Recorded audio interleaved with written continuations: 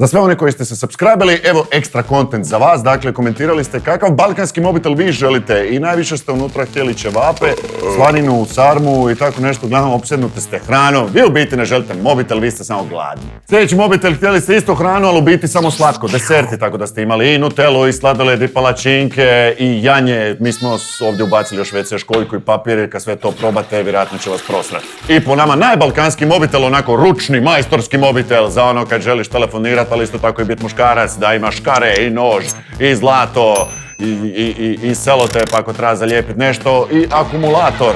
Ne znam točno što ćete s tim. Za sve one romantične duše napravili smo i romantični mobitel, za sve one koji žele usvojiti ženu sa začinima, a s druge strane i paziti na sebe i svoju sigurnost.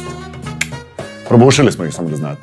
Definitivno pobjednik od svih komentara koji se nije dogodio, nego sam ja izmislio, je mobitel koji u sebi ima Nokia 3310.